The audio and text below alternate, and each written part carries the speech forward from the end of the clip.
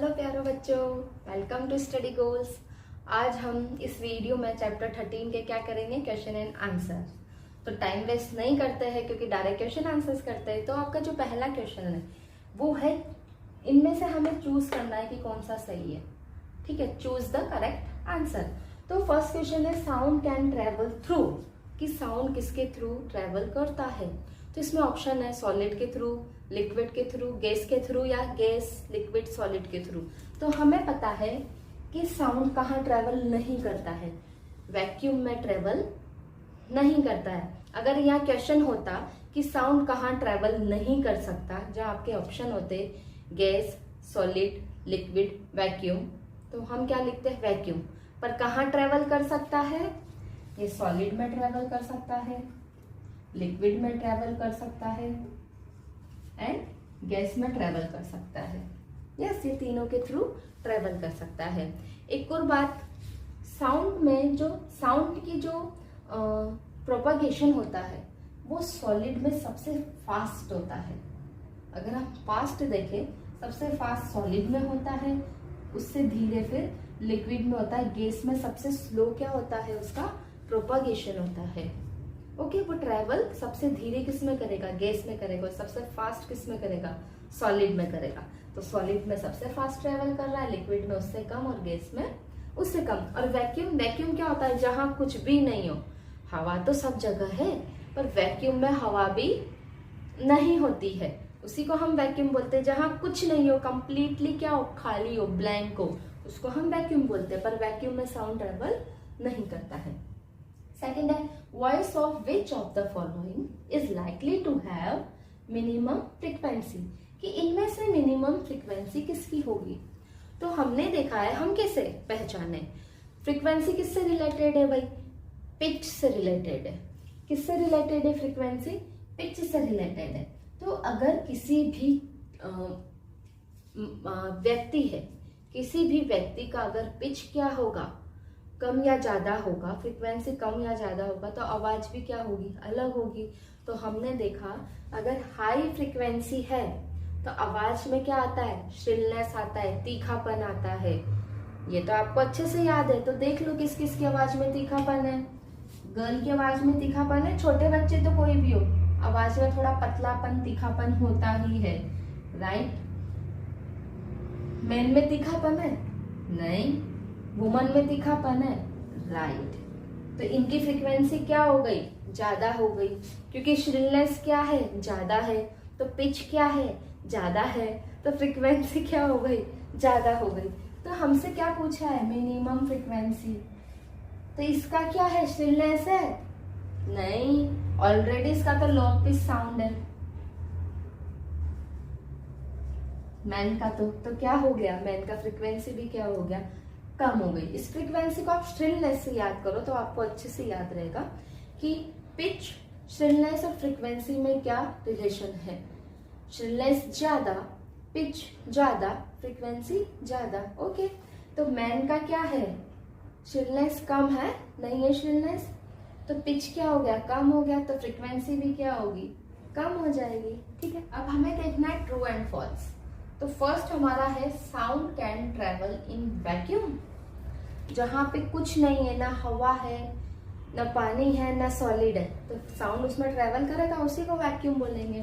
तो ये लाइन क्या सही है, नहीं भाई, ये तो गलत लाइन है, ये फॉल्स हो गया।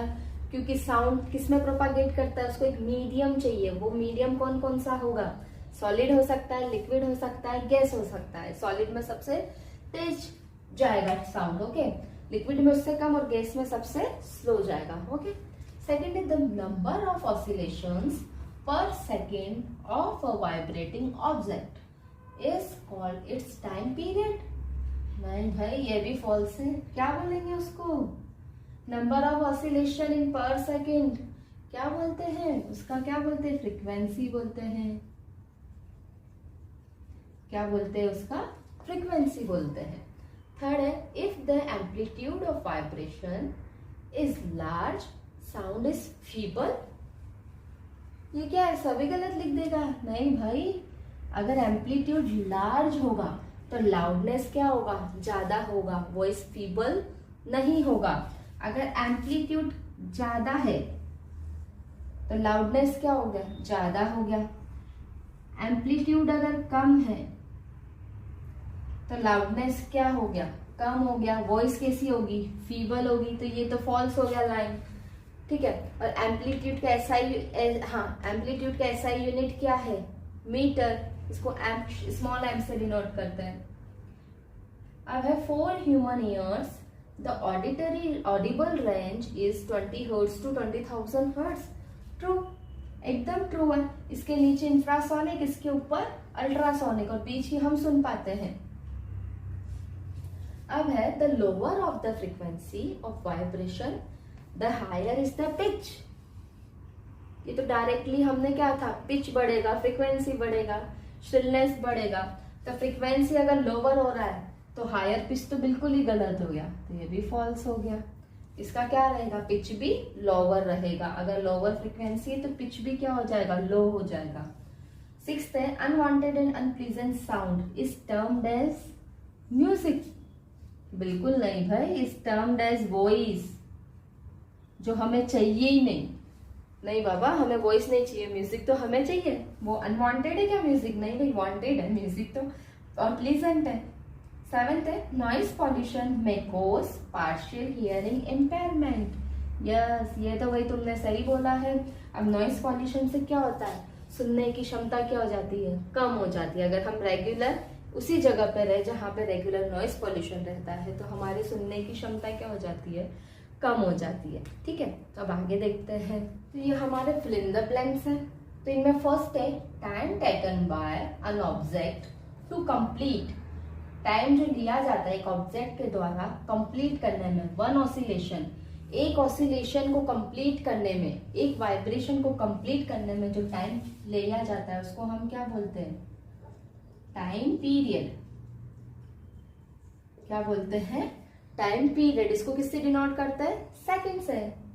Loudness is determined by the, loudness किसके डायरेक्टली प्रोपोर्शनल होता है, एम्पलीट्यूड के स्क्वायर के। तो किससे डिटरमाइन करेंगे अपन लाउडनेस को, किसी भी वाइब्रेशन के एम्पलीट्यूड से हम लाउडनेस को डिटरमाइन करेंगे। लाउडनेस एम्पलीट्यूड ज्यादा, लाउडनेस ज्यादा, एम्पलीट्यूड 3 है तो लाउडनेस 9 है, एम्पलीट्यूड 6 है तो लाउडनेस क्या है, 36 है। The unit of frequency is, frequency की यूनिट क्या है, हर्ट्ज है भाई। यहाँ पे HZ मत लिख देना, यहाँ यूनिट पूछा है, उसको किससे डिनोट करते हैं, हर्ट्ज को, वो है HZ, capital H small z, okay. Unwanted sound is called, जो अनवांटेड है, हमें नहीं चाहिए, वो तो साला क्या है नॉइस है। Stillness of a sound determined by the dash of vibration. जो स्टिलनेस है वो किससे डिटरमाइन होता है, फ्रीक्वेंसी।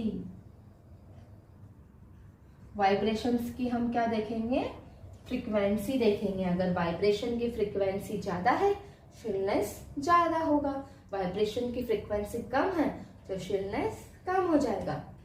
इसके अलावा ट्रू एंड फॉल्स में ये क्वेश्चन ही गलत लिख दिया था, है ना। मैंने ऊपर लिखा था sound can travel in vacuum, इसलिए इसको फॉल्स बोला, पर आपकी बुक में है sound can not travel in vacuum.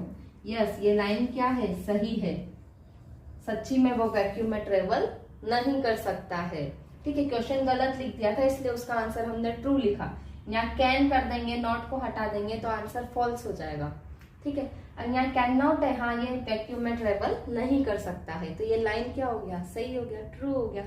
तो हम नेक्स्ट क्वेश्चन की तरफ चलते हैं, क्योंकि यहाँ पे क्वेश्चन दिया है a pendulum oscillates 40 times in 4 seconds. तो इसका वाइब्रेशन कितना कर रहा है, ये वाइब्रेट या ऑसिलेट, ऑसिलेशंस या वाइब्रेशंस कितना है, 40 टाइम्स है। टाइम कितना है यहाँ, 4 सेकेंड्स है। Find its time period and frequency, हमें time period and frequency find out करना है, ओके। तो सबसे पहले हमने देखा कि फ्रीक्वेंसी किसे बोलते हैं, जब भी कोई भी चीज 1 सेकेंड में कितनी बार ऑसिलेट करेगी, वो जितनी बार 1 सेकंड में ऑसिलेट करती है, वाइब्रेट करती है, उसको क्या बोलते हैं? फ्रीक्वेंसी बोलते हैं। तो ये पिछले वीडियो में भी देखा कि अगर कोई भी चीज, कोई भी ऑब्जेक्ट 1 सेकंड में 20 बार ऑसिलेट कर रहा है तो उसका फ्रीक्वेंसी कितना हो गया? 20 हो गया। तो यहाँ कितना है? 4 सेकंड है, तो इसको हमें 1 सेकंड में चेंज करना पड़ेगा। तो हम लिखेंगे कि पेंडुलम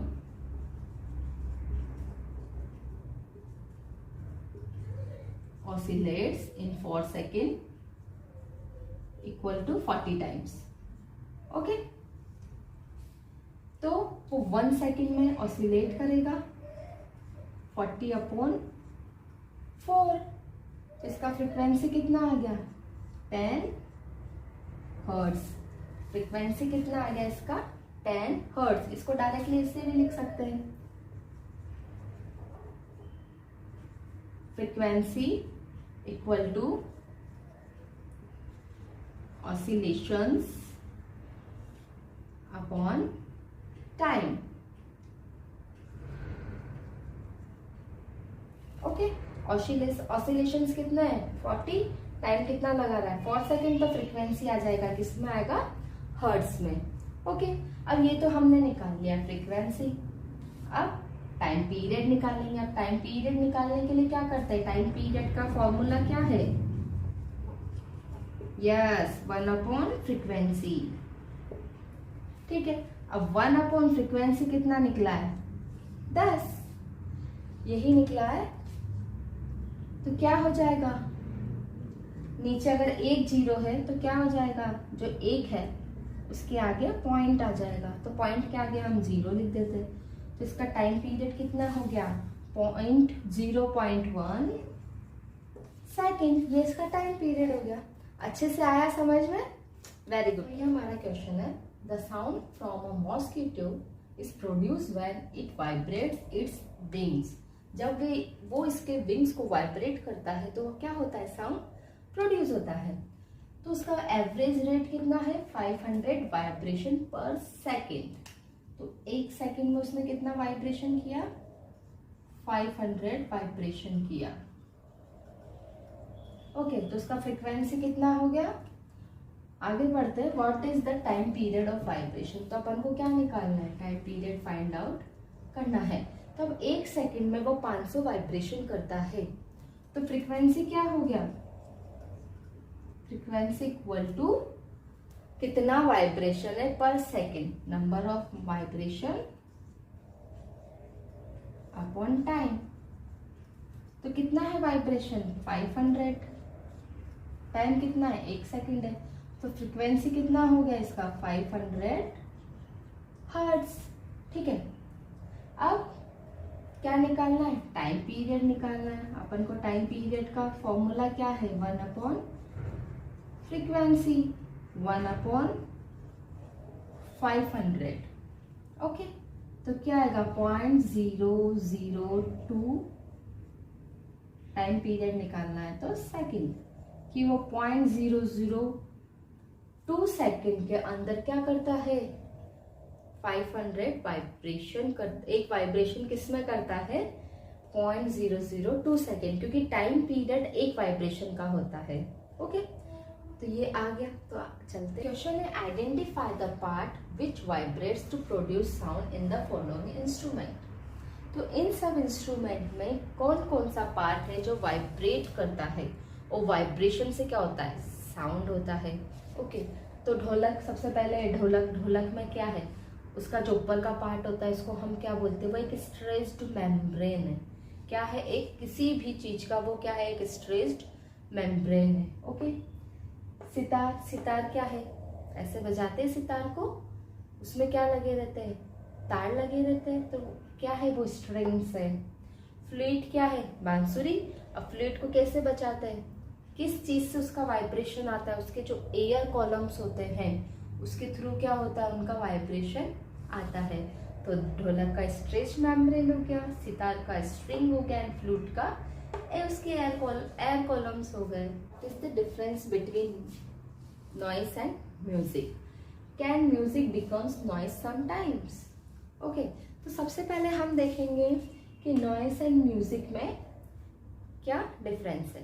तो नॉइस क्या होता है, it is unpleasant sound, unpleasant and unwanted sound, जबकि म्यूजिक में क्या लिखेंगे, this is a pleasant sound. Okay, noise क्या होगा, it leads to noise pollution, but इससे कोई पॉल्यूशन नहीं होता है। नॉइस से क्या होगा, ये हमारे हेल्थ के लिए क्या है, डेंजरस है, पर ये हमारे हेल्थ के लिए क्या है, अच्छा है। कभी कभी बोलते ना धीमी आवाज में गाने सुनते रहिए और गुनगुनाते रहिए, इससे क्या होता है, रिलीफ मिलता है।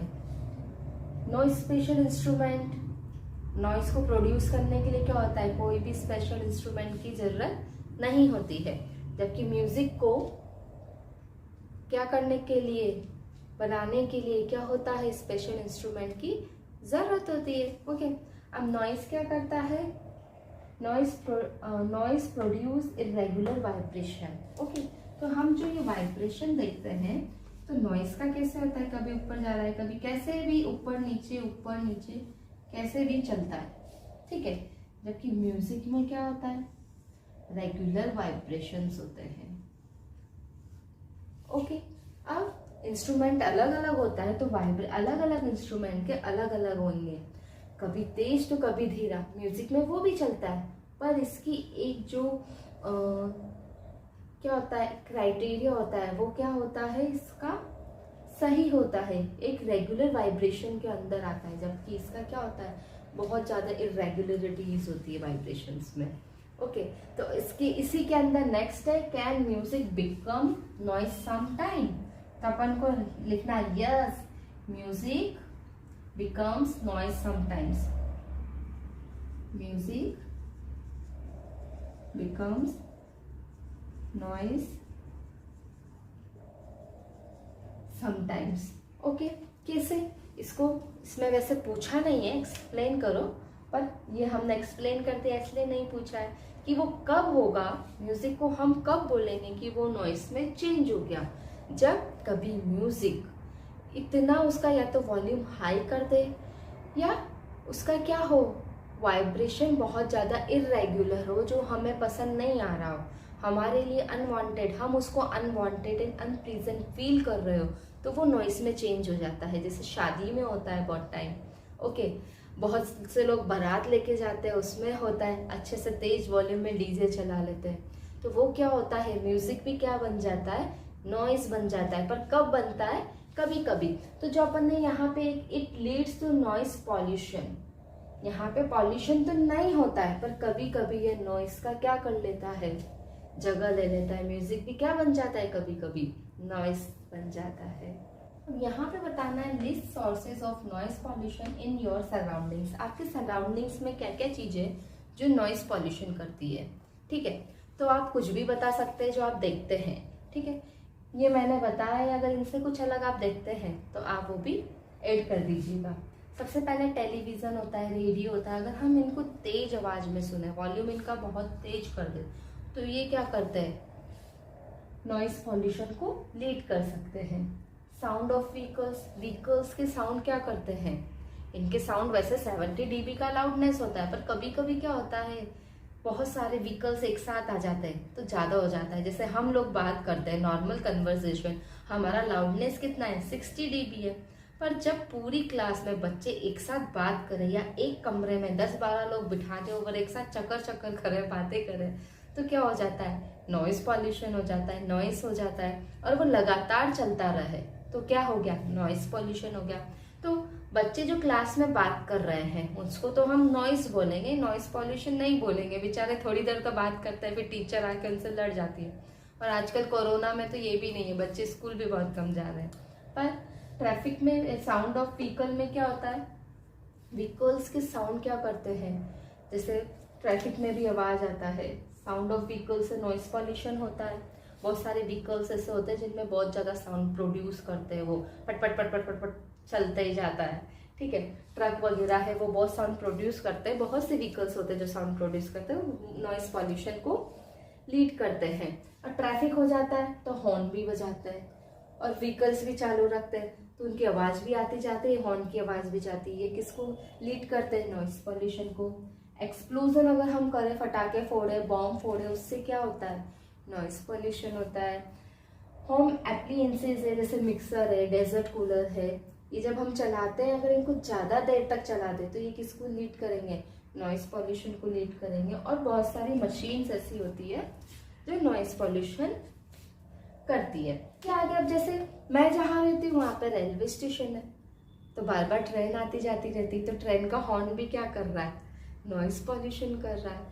आजकल कितने सब जगह रोड बन रहे हैं, फ्लाईओवर बन रहे हैं, तो वो जो मशीन्स होती है रोड बनाने वाले, फ्लाईओवर बनाने वाले, कितना शोर करती है, तो वो क्या है, वो भी नॉइस पॉल्यूशन हो गया है। क्या है, explain in what way noise pollution is harmful to human, कि हमें एक्सप्लेन करना है नॉइस पॉल्यूशन ह्यूमन के लिए कैसे कैसे हार्मफुल है। तो ठीक है, तो नॉइस पॉल्यूशन में कोजेज मैनी हेल्थ प्रॉब्लम्स, इससे बहुत सारी हेल्थ प्रॉब्लम हो जाती है। ओके, फर्स्ट तो हम देखते हैं इंसोम्निया, जिसको हम लैक ऑफ स्लीप से जानते हैं कि हमें नींद नहीं आता है।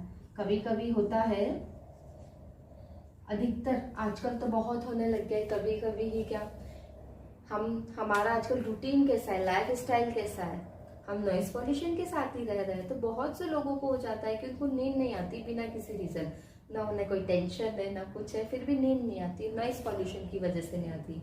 एक तरीके से उनको स्ट्रेस हो जाता है, पर वो लगता नहीं है कि वो स्ट्रेस है, नॉइस पॉल्यूशन के कारण स्ट्रेस भी होता है। ओके, फिर हाइपरटेंशन, हाई ब्लड प्रेशर, कोई हाइपरटेंशन बोलते हैं, नॉइस पॉल्यूशन से हो जाता है।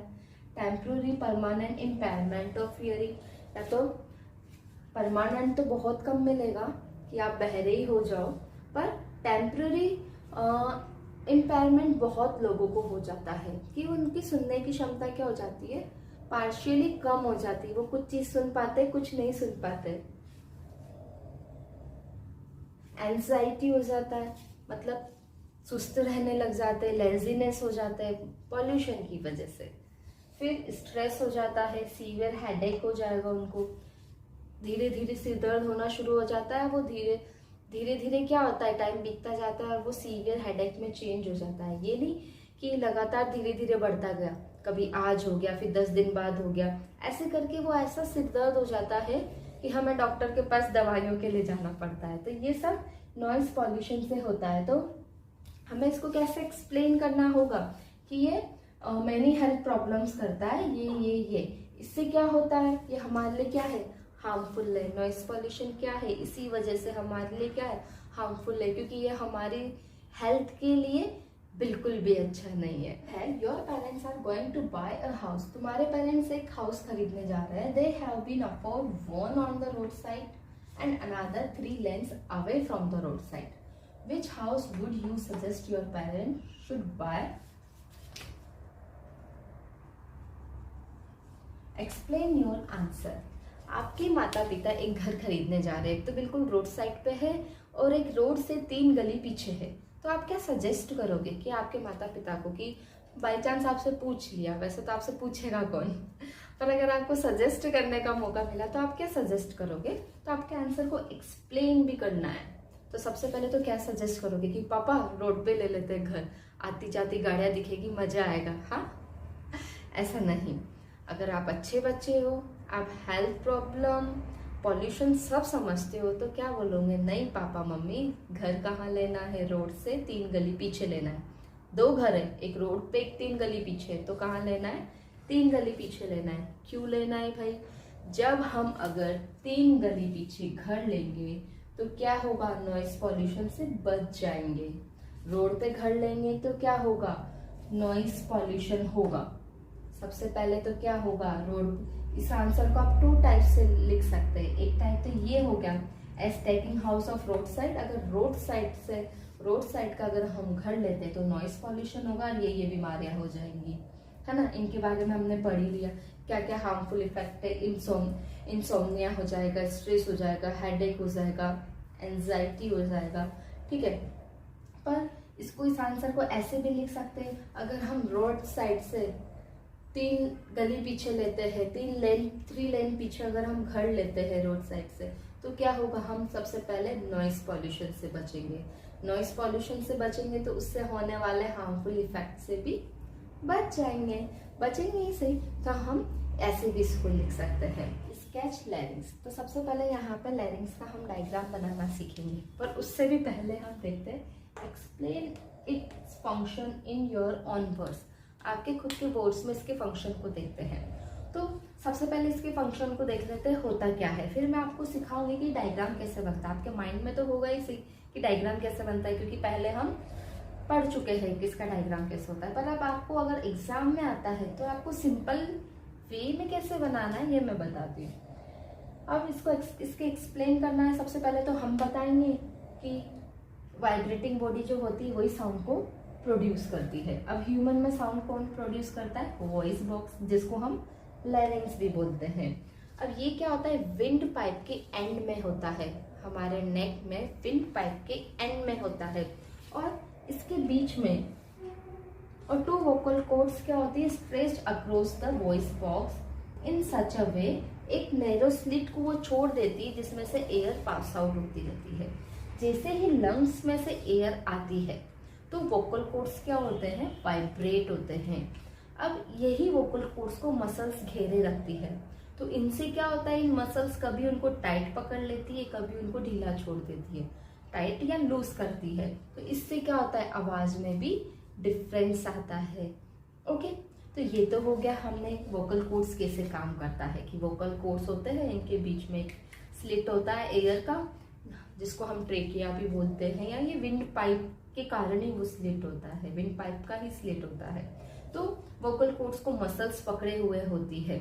अगर आप इसको और डिटेल में बताना चाहें तो इसको हम ऐसे भी लिख सकते हैं कि वोकल कॉर्ड्स को मसल्स पकड़े होती है, तो जब वो उसको टाइट पकड़ती है तो वो थिन एंड क्या हो जाएगा? टाइट हो जाएगा, और थिन हो जाएगा, बड़ा हो जाएगा। और जब उसको वो लूज करे रखती है तो पतला हो जाएगा, है ना। जब उसको लूज रखती तो वो कैसा हो जाएगा? मोटा हो जाएगा और छोटा हो जाएगा, है ना। तो उससे क्या होगा? आवाज में डिफरेंस होगा। अगर जैसे मैंने आपको बजा के बताया था, थिन की आवाज अलग थी 2 कागज लेके, और जो इसमें एक नैरो स्लिट थी हवा में, ठीक है, जब वो छोटा और मोटा था उसकी आवाज अलग थी, है ना। तो इसी की तरीके से वो काम करता है। तो अब अपन देख लेते डायग्राम कैसे बनाना। तो अपन को 2 वोकल कॉर्ड्स बनाने हैं, तो ध्यान रखना है कि वोकल कॉर्ड्स ऐसे बनाने हैं अपन को। 2 चम्मच बनाने जो इधर मुड़ी हुई, एक इधर मुड़ी हुई होगी और एक इधर मुड़ी हुई, ये 2 चम्मच हो गए, ठीक है। अब इनको मसल्स घेरे हुए, ये तो क्या हो गए? इनमें कुछ ग्रूव बना दो, ठीक है। हड्डियां है तो ग्रूव तो होगी हड्डी में। अब वोकल कॉर्ड्स हो गई है। अब इसके बाद इसमें मसल्स बना रहे हैं अपन, तो ये मसल्स ने इसको पकड़ा हुआ है, तो यहाँ से भी पकड़ा है, इन दोनों पार्ट को भी पकड़ेंगे मसल्स, ये पूरा इसको मसल्स ने पकड़ा है, ठीक है। तो ये क्या हो गया? ये इसकी मसल्स होगी।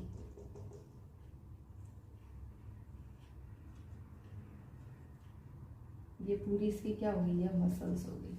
ओके, कुछ भी बनाना है, आपकी डायग्राम ऐसा है, कुछ भी नहीं बनाना है, ऐसा है इसलिए ऐसा ही बनाना है, पर मिलता जुलता बनाओ। जिसको अच्छे से डायग्राम नहीं बनाना आता है वो ऐसा बनाओ। अब क्या है? ये हमने वोकल कॉर्ड्स बना दिए, ठीक है। अब वोकल कॉर्ड्स क्या कर रहे हैं? ये विंड पाइप हो गया,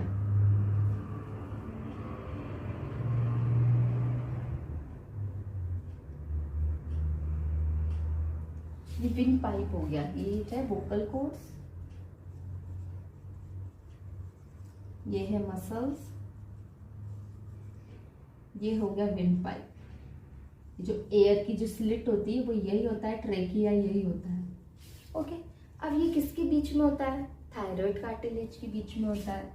तो कैसे भी ऐसे इसको हिला हिला के थायराइड कार्टिलेज बना दो, थोड़ा सा वेवी करके, ये हो गया थायराइड कार्टिलेज। अब इसके बीच में एक और स्लिट होती है, ठीक है, ये इससे ही जुड़ी हुई होती है, ठीक है। आपको जरूरी नहीं आप बहुत सुंदर डायग्राम बनाओ, पर आपको इनके नाम मालूम होना चाहिए। तो इसको हमने क्या बोल दिया? थायराइड कार्टिलेज बोल दिया। ये वोकल कॉर्ड होगी, ये मसल्स हो गए, ये विंड पाइप हो गया। तो ये हमारा किसका डायग्राम हो गया? वॉइस बॉक्स या लैरिंग्स का डायग्राम हो गया, है ना। बहुत इजी। पहले तो 2 चम्मच बनानी है, या सांप एक इधर है, सांप एक उधर मुंह करके है सांप, ऐसा बना दो। फिर इसको जोड़ने के लिए मसल्स बना दो। मसल्स को ऐसे कर दो, क्योंकि ये विंड पाइप है ना, इसको भी तो अगर हम यहाँ ये जगह नहीं करेंगे तो पूरी मसल्स हो गई। तो इसको अलग करने के लिए हमने ये विंड पाइप बनाया है और इसमें ग्रू डाल दिया है। अब ये थायराइड कार्टिलेज बना दिया, क्योंकि अपन को पता है इसके चारों तरफ थायराइड कार्टिलेज होता है। अब ये दोनों वोकल कॉर्ड्स क्या होती, कभी तो ऐसी हो जाती है, कभी ऐसी हो जाती है। अगर मसल्स ने इनको टाइट पकड़ा है तो लंबी और पतली हो जाएगी, अगर छोड़ रखा है तो छोटी और मोटी हो जाएगी, है ना। और इसमें से जब लंग्स एयर छोड़ते या लेते हैं तब क्या होता है, वोकल कॉर्ड्स में वाइब्रेशंस होता है। ओके, तो ये वाइब्रेशन से क्या होता है, साउंड प्रोड्यूस होता है। लास्ट क्वेश्चन है, lightning and thunder take place in the sky at the same time and at the same distance from us. Lightning is seen earlier and thunder is heard later. Can you explain why? अब हमने देखा है कि जब भी बिजली चमकती, lightning होता है, और थंडर, उसकी आवाज आती है, चमकने की आवाज, एक तो वो चमकती है, एक उसका आवाज आता है। तो चमकते हुए तो फटाक से दिख जाती है, पर आवाज क्या होता है, थोड़ी देर बाद आता है। वो ऐसा क्यों होता है, जबकि उनका डिस्टेंस क्या है, दोनों का हमसे इक्वल है। ओके, तो ऐसा इसलिए होता है कि क्योंकि जो लाइटनिंग का जो स्पीड होता है वो क्या होता है, थंडर से फास्ट स्पीड में चलती है। थंडर का स्पीड क्या होता है, स्लो होता है। Lightning speed of light is more then the speed of sound. तो थंडर क्या एक साउंड है और बिजली कड़कना क्या एक लाइट है। ओके, तो ये तो हो गया अगर आपके एक नंबर में क्वेश्चन आया। ओके, अगर आपके क्वेश्चन को थोड़ा आपको बढ़ाना हो तो पूरा इसका लिखना, lightning and thunder take place in the sky at the same time and at the same distance from us. Lightning is seen earlier because speed of light is more than speed of sound. There is speed of sound means speed of thunder and speed of light means speed of lightning. Okay, so speed of light कितना है, जिसको हम c से denote करते हैं speed of light को, वो कितना होता है 3 × 10⁸ मीटर पर सेकेंड। यही होता है, जबकि साउंड का स्पीड क्या होता है, धीरे होता है। ये तो लाइट का स्पीड है जो बहुत फास्ट है, कितना ज्यादा हो गया 10⁸ है, और उसको हम 3 से मल्टीप्लाई कर रहे हैं। तो क्या होगा, जिसकी स्पीड ज्यादा होगी वो हमारे पास पहले पहुंचेगा, जिसकी स्पीड कम होगी। अभी खरगोश और कछुआ रेस लगा रहा है, अगर खरगोश ने अपनी स्पीड धीरे कर ली तो स्पीड किसकी ज्यादा हुई, कछुए की हुई, तो कछुआ ही जीतेगा। पर यहाँ सच क्या है, एग्जैक्ट जो ट्रुथ है वो ये है कि यूनिवर्सली ट्रुथ, मतलब ट्रू जो चीज है वो ये है कि स्पीड ऑफ लाइट क्या है, स्पीड ऑफ साउंड से ज्यादा है। साउंड की स्पीड क्या है, कम है। तो मुझे लगता है आपको ये चैप्टर के क्वेश्चन आंसर अच्छे से याद ही हो चुके होंगे, मैं तो यही उम्मीद करूंगी आप लोगों से। Thank you, bye bye, see you soon. जल्दी मिलते हैं नेक्स्ट वीडियो में नेक्स्ट चैप्टर के साथ। अगर आपको किसी चैप्टर में कोई प्रॉब्लम हो तो कमेंट में डालिए, तो जल्दी से हम उसको पढ़ के आपका जल्दी से रिप्लाई करते हैं, उसी चैप्टर को वीडियो बना देते हैं, और क्या। ओके।